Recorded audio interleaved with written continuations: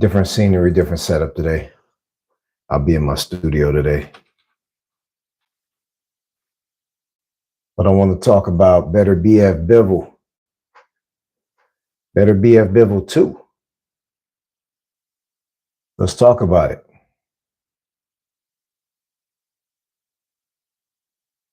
Beterbiev Bivol 2. Do y'all think Beterbiev and Bivol should have a part 2?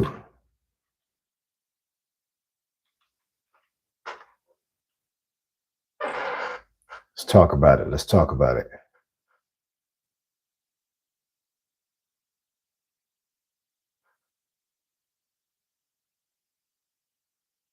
Wait until a few people get on. See who comes on today.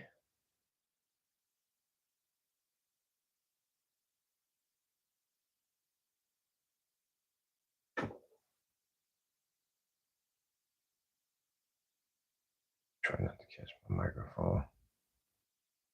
Bam.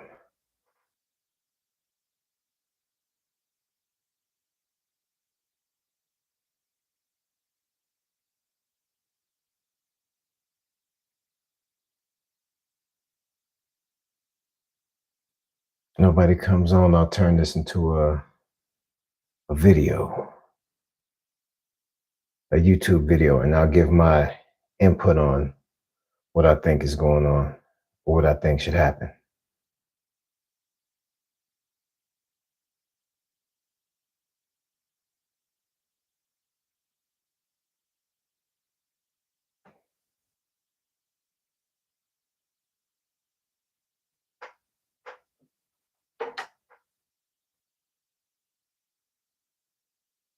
No, I don't like that.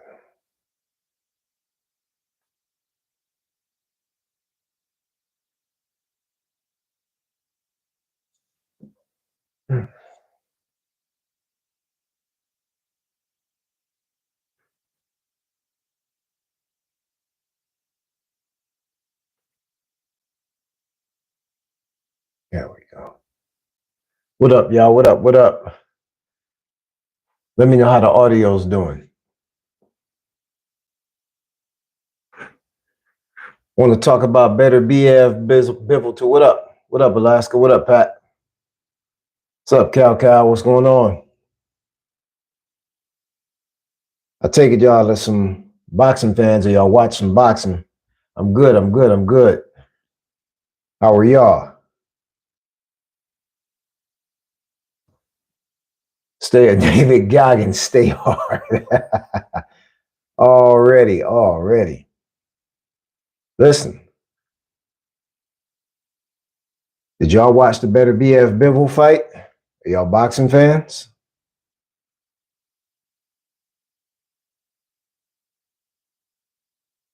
Do I shrimp? What is that? I don't know what that means. But Beterbiev Bivol. That's what I want to talk about today. Okay. Everlast, you said I watched it.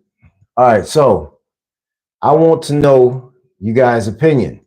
Do you think that there should be a Beterbiev Bivol 2? Do you think that Bivol should have a rematch? Queen Valerie, what is shrimp? Let me find out what that is.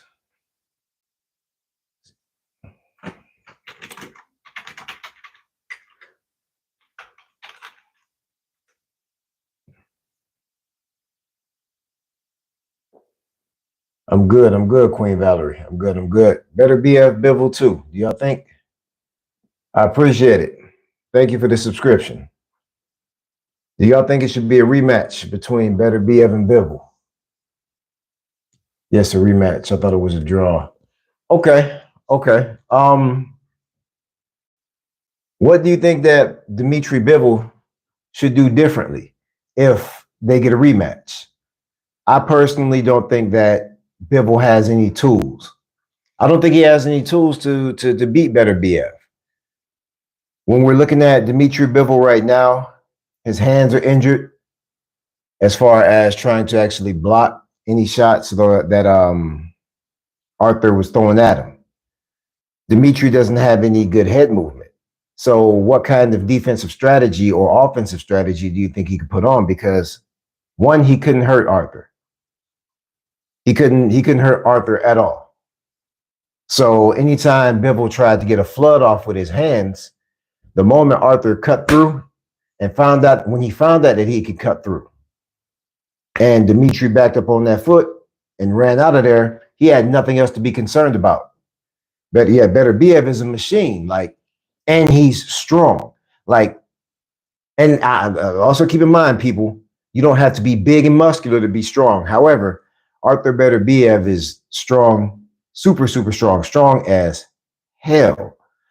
So, with that being said, what kind of different approach do you think Dimitri Bivol should take? Should he get a rematch? I don't think it should be a rematch, personally. I think the outcome will be the same or even worse because Dimitri would have to take, or Bivol would have to take more risk. He knows that now because he was down on the CompuBox numbers. Bivol has the smoother handwork, the faster combinations.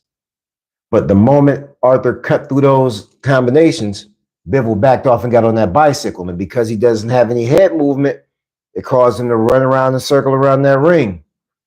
Bivol was on the back foot the whole fight, the entire fight. The entire fight, he was on the back foot. Arthur's too strong for Bivol. So what do you think, Everlast? What do you think that Bivol could do that would actually change the outcome should he get a rematch? He gets a rematch, what could he do? He has no head movement, so there's nothing that he can do as far as, slipping or whatnot. His defense is either running around the ring or trying to sit there and shell behind. And if he shells behind his hands, he's going to get hurt like he did this time. I don't think Bivol has the tools at all. I think Beterbiev moves on.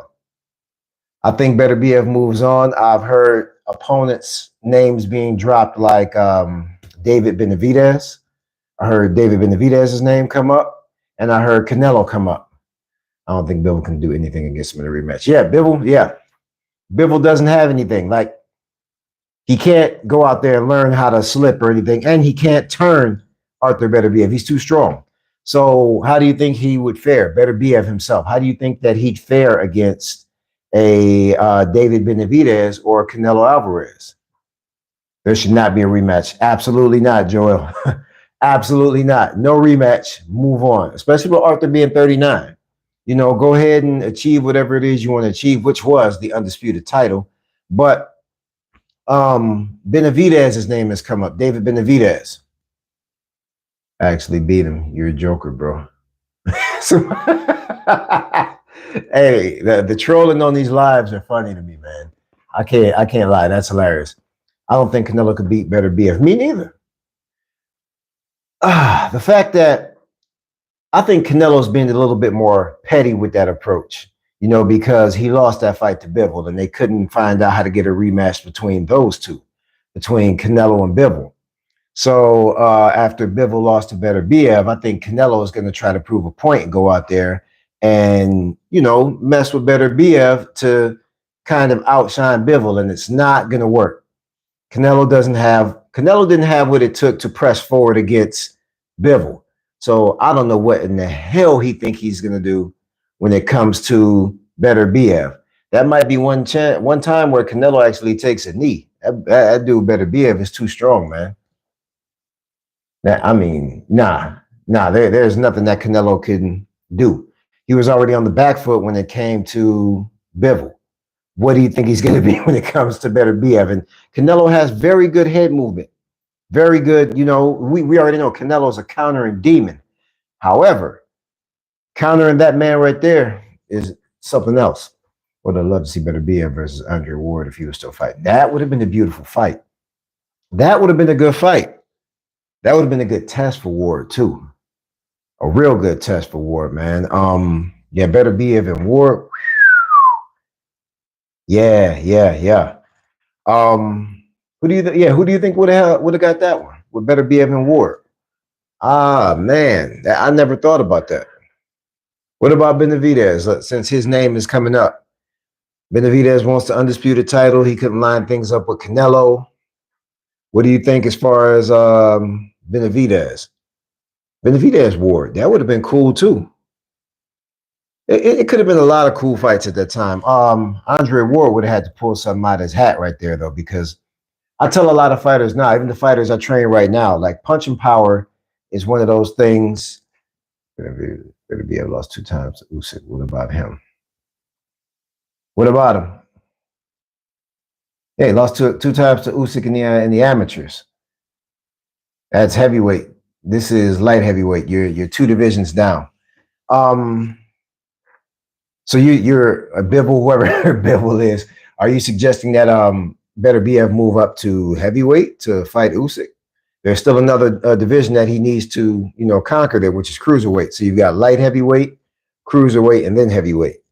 But yeah, back to what I was saying. Yeah, Andre Ward would have to pull something out of his hat with these fighters with this punching power. Like I tell my fighters to this day, like focus on your punching power. Like speed, they've got some real good. I got a couple of fighters with real good speed, but punching power is one of those things like a lot of fighters don't work on. They're not really focused on punching power. They're not focused on the fact that they're in there fighting grown men, and they're gonna have to have something in those hands to back these grown men off of them. You've got to focus on your punching power heavier. Everybody should, in my opinion. How about Marvin Hagler versus Beterbiev? 2 different weight classes. Middleweight. Marvin Hagler, yeah. Marvin Hagler is down, down middleweight. I like the heart of like Marvin Hagler though. Like I think Marvin Hagler would put up a hell of a scrap though. I'll give you that. I think Marvin Hagler would put up a hell of a scrap. The heart that those fighters had to have back in the day, the Marvin Haglers, the Sugar Ray Leonards, the Tommy Hearns, that whole era right there, in which there's a series called The Kings on, and I hate to do a shameless plug without getting paid for it, but there's a series called The Kings. I believe it's on Hulu that highlights all of them. But those fighters back in the day had a lot more grit than the fighters that of today have. And I say that because the fighters of the past did more with less. They did what they could with less. Like today we have a lot of advanced methods when it comes to strength and conditioning training, when it comes to, just advanced science and training protocols. Back then they didn't have what we have now. And they fought 15 rounds, 15 times 3, 45 minutes, 15 rounds of fighting. That's insane. And these guys were fighting top competitor after top competitor after top competitor, no politics. So the fighters of the past have way, way, way more grit than the fighters of today have. The fighters of today have smarts versus the fighters of the past having grit. So I think some of those fighters from the past could put up good scraps.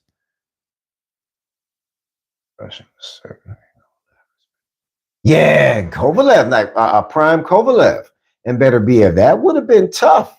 Because Kovalev was sleeping people, man. The Crusher, Kovalev was sitting people down. Kovalev was tough. And yeah, that's why I think Canelo is going after Beterbiev now too, because he's older.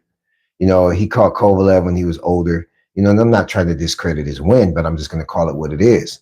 A lot of fighters do it. I spoke on it on a few of my videos earlier, back a few months ago, but a lot of fighters coming in want to catch that fading fighter coming out. Believe it or not, Canelo's being targeted right now because of his age. That's why everybody wants to get that Canelo ticket, not only for the money, but they want to get that Canelo name on the resume while, he's fading, quote unquote, because Canelo's still out here knocking out top competitors.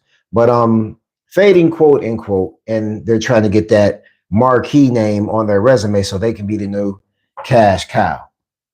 Beterbiev weak. Oh, not you, bro. Not you, bro. No, man. So how's Beterbiev weak? Bring up those CompuBox numbers. I'll bring them up. Let me see who's pound for pound right now for you, for me. Bud's pound for pound for me right now. They will never give it to Bud. But Bud is pound for pound for me right now. Yeah, undisputed in multiple weight classes, just like Usyk. But the way that Bud got his undisputed status, the manner of how he dismantled, I mean, he beat up Errol Spence like he was beating up a schoolyard, kid or something like that. The way that Errol Spence got that whooping it was sad to see for a lot of people because, yeah, he got dismantled. And Bud went out there and worked him. He worked him so hard that they refused to put him as number one pound for pound.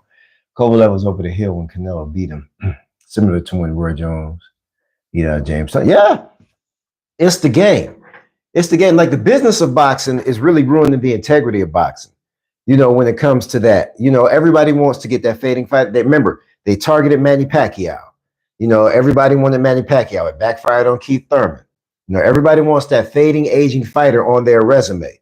That fading, aging, undisputed, grand name on their resume before that fighter retires. Therefore, A, they can either be the cash cow, or B, they become the new name, the new brand or whatnot. So everybody tries to catch fading fighters when they're on the way out. Nah, we ain't doing that. I ain't doing no weird spam. Don't get blocked with that weird stuff. Bam. So, yeah, like I was saying, yeah, Kovalev was over the hill when Canelo beat him. And yeah, Canelo's being targeted to do the same. Right now Canelo's got too much left in the tank still.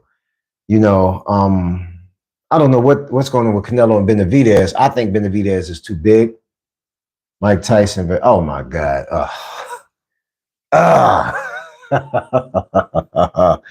Oh man, Mike Tyson and Jake Paul, something that shouldn't even be happening. Oh my God.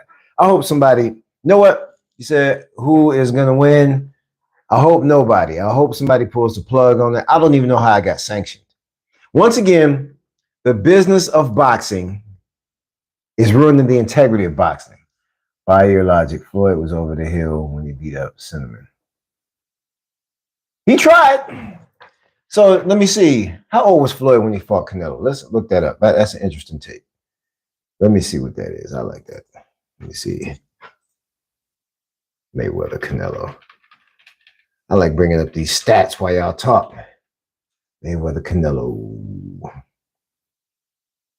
Age. So he was 36 when he fought Canelo. Nah. Canelo, look, Mayweather was a freak of nature. We'll call that what it is. But I don't think it was over the hill. I don't think fighters get old like that. Like 36 is not an old fighter to me. What's old to y'all? But 36 is definitely not an old fighter to me. Yeah, like Beterbiev's old by, standard, probably like 38, 39. That's when it gets old to me. There's still hella victories when you beat an old fighter. Yeah, they are. I mean, it makes your box rec look good or whatever, and then it sounds good when they read your credits off in the corner while and now coming out of the reigning, defending, whatever, and then they look up your resume and you got an old Mayweather. Well, nobody beat Mayweather, but you got an old champion on your record. That's why everybody targeted Manny Pacquiao. Beterbiev won at 40 with one knee against a younger, faster, slick body. Yes, he did. Yeah. Like age, man, is one of those things. And they say Beterbiev is like super disciplined. Like he doesn't drink, he doesn't smoke, and we see his personality. Like he's the most humble guy I've probably ever seen in boxing. But I guess when you live disciplined, you don't age like that. Foreman beat Michael Moore at 42. Yeah, Foreman came back and beat Michael Moore at 42. B-Hop, I think he was 38. I've got to look back at these stats or whatnot, but yeah, like if you take care of yourself, I don't think you really age. Let me see. You get older, but you don't age, if that makes sense. You're constantly get older. We're all getting older right now. But aging is like your body like being decrepit and losing its will to push on through what it's doing or whatnot. It's at 27. Oh, so Canelo was 27 when he fought 36-year-old. So that's less than a 10-year difference. So yeah, and Canelo got smoked. Got smoked. I say 35 and up is past your prime in a sport that requires getting punched in the face. How is that? How is 35 too old when these 35-year-olds are winning championships? A 39-year-old just went undisputed. How is that? I don't think 35 is it. Depending on how you live, depending on how you respect yourself, depending on how you take care of yourself, how you eat. A lot of these other countries, we're in America, we have some of the worst eating habits and worst farming practices when it comes to actually, eating and consuming foods. These other countries or whatnot don't have all these additives and colors. Like, man, it sounds stupid that we add coloring to food. We eat colors. Like, we used to laugh at the kid in class that ate colors, ate crayons or whatnot. Now we're all, at the age as to where we should know not to eat colors, but we still eat colors. Red dyes, yellow number 5, blue number 6, or whatever the case is. So we got bad farming practices and food practices over here, which explains why we're at such a decrepit health. These other countries, they take care of themselves a lot better. Like, they don't even have a lot of the foods that we have over here in their diet because it's outlawed. So when it's outlawed like that over there, they have a better chance of living, being stronger, and having more vitality overall. You don't want to see guys getting clipped past their prime or whatnot. Some of them do. Some of them do get clipped past their prime. Man, what? My man got beat out the ring by Joe Smith Jr. B-Hop. So yeah, like Holmes being the greatest of all time when he had Parkinson. Yeah, see, there's another one. There's another one. Hey. Who wins Fury Usyk 2? Usyk. Fury's had his time, and I think people have like a read on Fury right now. The heavyweight division is weird right now because we haven't seen Big Bang Zhang. We haven't seen Cuban Flash. Sanchez. We haven't seen Joseph Parker since he beat Deontay Wilder. I don't know who's holding that division hostage right now. I think the argument is subjective. Floyd gets clowned beating Manny past prime. Meanwhile, Floyd was the older fighter. Yeah, I don't think I didn't think he beat a past prime Manny Pacquiao because Floyd was the older fighter.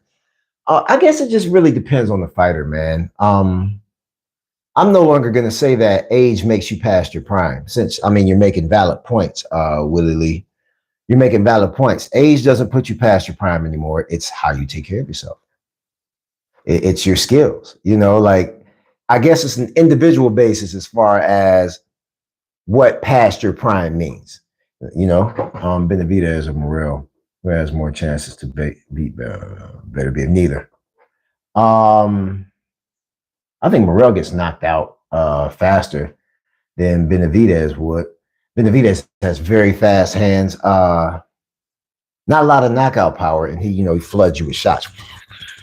But his defense is also this, and he just comes forward.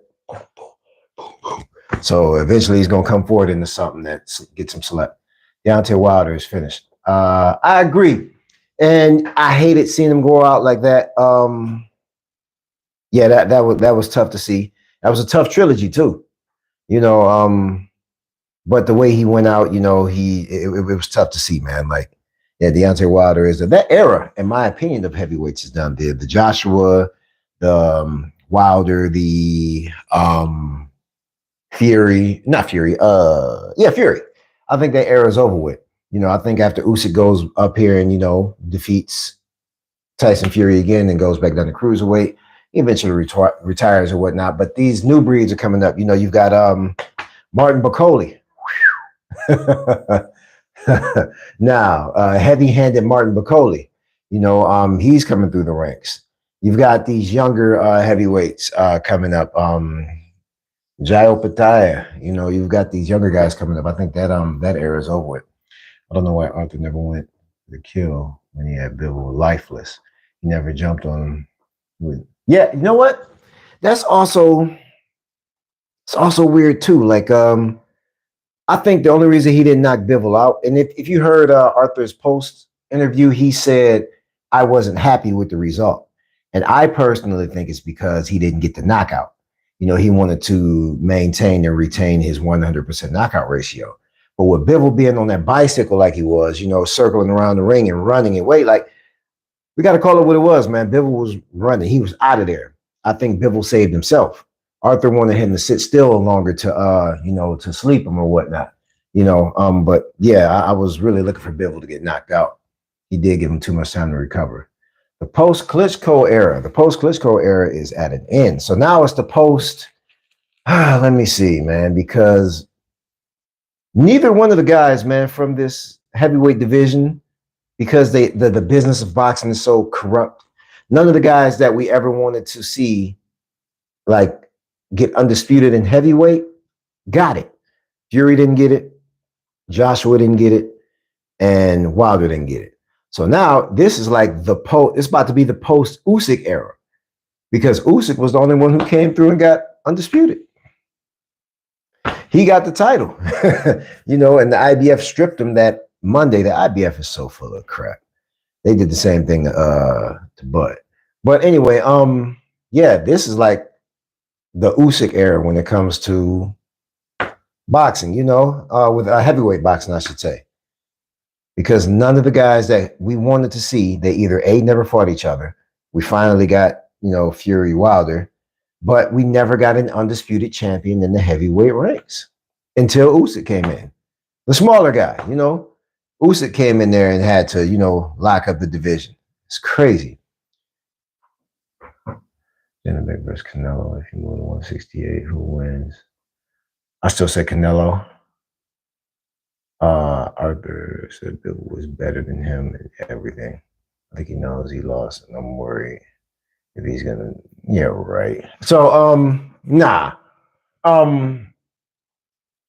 Arthur is super humble. Beterbiev is super humble. For him to say that Bivol was better than him in everything, and then you look at the CompuBox numbers. Let's look at that. That's a lie. Beterbiev, Dimitri Bivol by CompuBox. Because there's no way he could be better than Beterbiev when Beterbiev threw more shots, landed more shots. Let's see. I gotta reject that. Bam. So total punches to the body landed. Beterbiev landed, let me see, out of 137 thrown, he landed 31. Out of 142 thrown, Bivol landed 31. So that stat belonged to Bivol. With the total jabs thrown or whatnot, you got 376 thrown by Beterbiev. So Beterbiev's out-voluming him. And, you know, so it's 47 and 8. So you got Bivol who threw 58 and landed 12. So yeah, out of 376, you know, you got 376 jabs thrown to Bivol's 255. For the body shots, you got 682 thrown by by Beterbiev, while Bivol threw 423. Then the power punches, we all know who, you know, landed those. 306 thrown by Beterbiev and 168 thrown by Bivol. So he's not even throwing as many shots. He's getting out of there. You know that, and that's that circling out of the ring. But a lot of people can't can't trade. You know, they can't trade with him with Beterbiev. So those shots make an impact. The impact of the punches count a lot in the pros. Cinnamon was 23 when he fought Floyd. Okay. So he was 13 years younger than Floyd. And I personally think he took that fight too early. I don't think that it would have made a difference if, you know, he took that fight 3 years, 4 years later, like Floyd still would have won. However, you know, the first time I seen Canelo, he was on the Floyd undercard. It was the Mayweather Mosley undercard. So he went from the undercards to actually fighting the big dog or whatnot. I think he took it too early, but yeah, still went out there and got washed. So yeah, age doesn't mean something all the time. Does not mean something all the time. But back to the heavyweights or whatnot. Um, and who's got the hottest division to y'all right now? Like, who is it? Like, light heavyweights, 140, 147 had it on lock for a long time. Um, it's a shift in boxing right now, in my opinion. It's a shift as far as fighters kind of like phasing out and then fighters coming in. You've got a lot of these younger guys coming in to do some solid work. Martin McCauley, like I was on him before I read the comments. Martin McCauley, man, heavy hands, super heavy hands, and I'm hearing stories of how you know, he's one of these guys who also makes his sparring partners quit and go home and not come back. I think the lightweight got it. Lightweight, lightweight or light heavyweight. And I really only love my division, which is heavyweight. So all right, so top five heavyweights there. Like who you want to see? A lot of moving up to 147. A lot of moving up to a lot of 147. All right, we're 154 now. Yeah, yeah. That division has always been hot, man. Between like 147 to middleweight. 147, 154 middleweight. That division's always been, kind of hot. Man, is there a way I can translate that?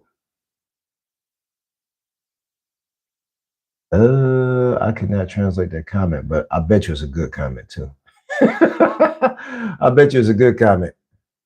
Yeah, a lot of moving up to 147. Who's at 147 right now? Because Spence and Bud both went up to 54. Fundora's up there. Spence Fundora is gonna happen. Who's at 47 now? Well, aside from Boots, of course, Boots is gonna be that guy at 47 for a while. He's gonna lock it down. I got knocked out Jared Anderson, Big Bang, Zhang, Wilder, Dubois. What's up, man? It's a lot of heavy hands up there. You talk about Martin Bacoli. Martin Bacoli knocked out Jared Anderson. That was a tough one. I think people really like underestimate their opponents, man. I think personally, Jared Anderson underestimated Martin Bacoli. A little too cocky at the press conference. I don't know if the cockiness was confidence or nervous energy, but I think he really underestimated Martin Bacoli. And Martin Bacoli came out there like a freight train, man. He just keeps moving forward. And he was taking some good shots, some body shots, some heads. He took a few good shots, man. But man, those hands are heavy. Big Bang Zhang is definitely one of those individuals, man, that is somebody you shouldn't sleep on. These guys are, man, those are some big guys, man. And I kind of hate the fact that heavyweight is like it is when it comes to, the range and weight that they can fight in. If you're fighting in heavyweight, you can fight somebody who weighs 60 pounds more than you, 70 pounds more than you. Look at, Zhang Wilder. You got about 70, 80 pounds that you're giving. You don't do that in any other weight classes. You either fight 140, 147. You either fight 147 or 154. 154, 160. You got a 6 to 7 pound, range or whatever the case is. In heavyweight, you could fight somebody, you can be 215 and fight somebody 285. Heavyweight needs a revamp, in my opinion. When I think of Francis Ngannou, stay in MMA. That's what I think of Francis Ngannou. If somebody bigger than you ask you to fight, would you box him or grab him? Somebody bigger than me asked me to fight. First of all, it wouldn't be smart to ask to fight. Whatever that I'm missing with you. If somebody bigger than you asked to fight, would you box him or grab him? I'll box him. Like, nah, I'm not. I'll box him. I'm also a capoeirista too, so it wouldn't just be like a straight up, boxing situation or whatever the case is. If somebody, wants to fight, then fighting outside gets ugly. There's elbows, there's knees, there's headbutts, and whatever. A rematch is necessary. Why is a rematch necessary? Why is a rematch necessary? Regis Prograis got another fight coming?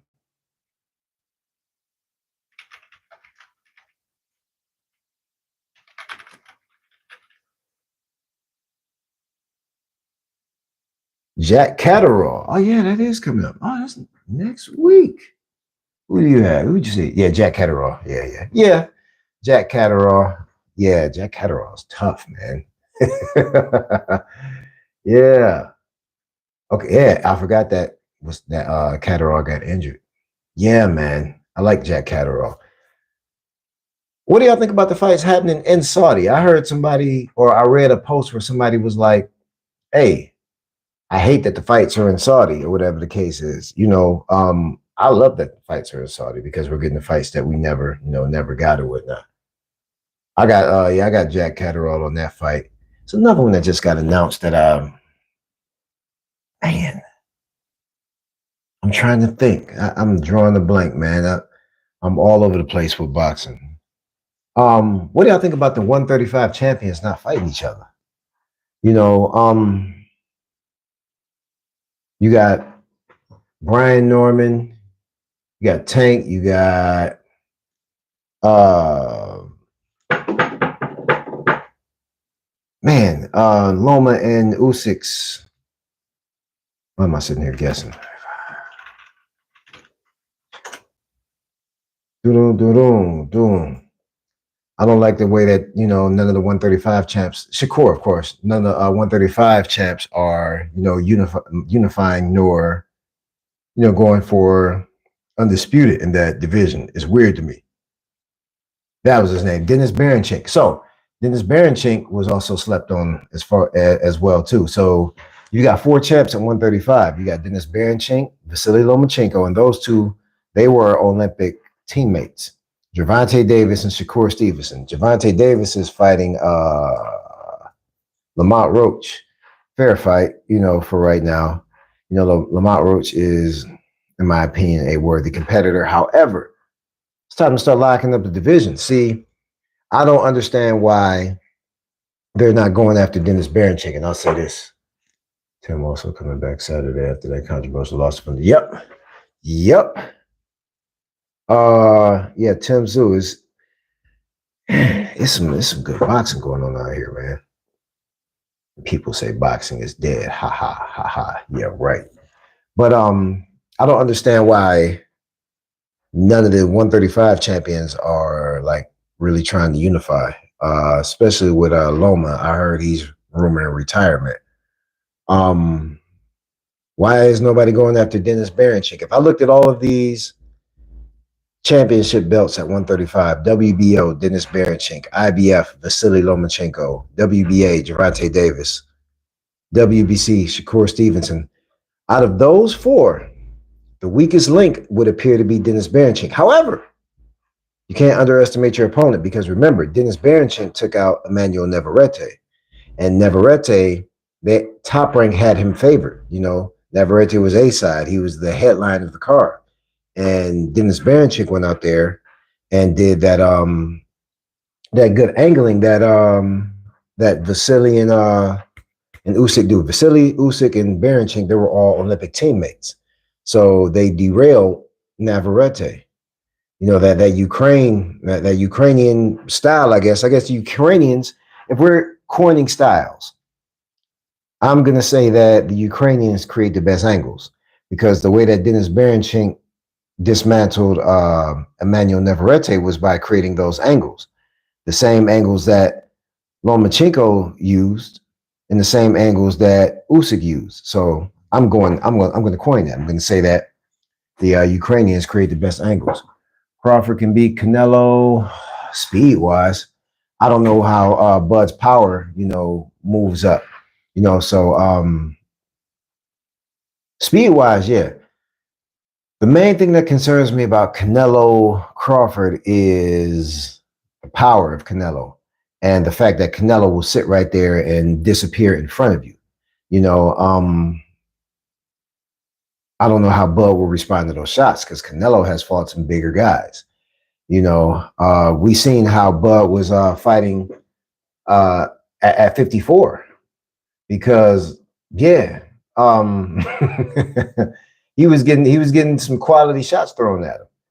That last fight, let's see, Crawford. I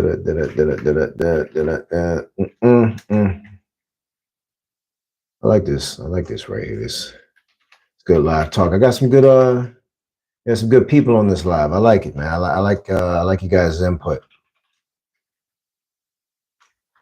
You guys' input, man. It's all quality. It makes me think, and we're just having some, some honest dialogue or whatnot.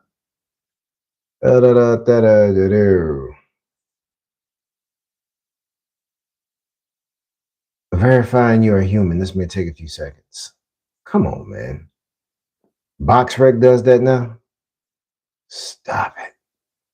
But yeah, when he fought Madrimov, Madrimov was getting some shots off, man. I like Madrimov. I can't wait to see him fight again. I think he whose card is he on right now? I just seen him on somebody's card. He's fighting soon. Canelo was too much for Crawford. He barely fought. I agree. 160. Yeah, there we go. Somebody else said it right there. So he's at 154 fighting Madrimov, and Madrimov was pressure. You know, Madrimov came out there to work. He was giving them some problems. His next fight is the 21st. So he must be on the Usyk card. Great. That's a good one. But yeah, so Bud trying to skip up 2 more weight classes is a huge problem. I don't think he responds to Canelo's shots too good. And yeah, that one, I don't see that one going Bud's way, honestly. Bud has speed. That's, of course, my favorite, pound for pound right now. However, 168, I can't see that going too well for him. 154 was tough, Yeah. We got some good fights coming up. Let me see. What else we have? Let me go back. Might say yes, a rematch is necessary. Nah, rematch not necessary. Bivol's not going to improve. Daniel Dubois. You did bring up Daniel Dubois. How did Daniel Dubois make top 5 to you? That's interesting to me. It's interesting. I think Daniel Dubois was robbed, by the way. That body shot to Usyk, that was a knockout, man. That was on the belt line. That was a knockout.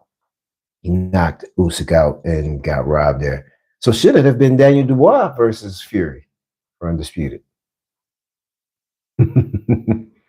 Interesting. Interesting take. Chat, I am getting ready to check off here, get some things set up. I appreciate you guys tuning into the live. I might go live maybe once or twice a week.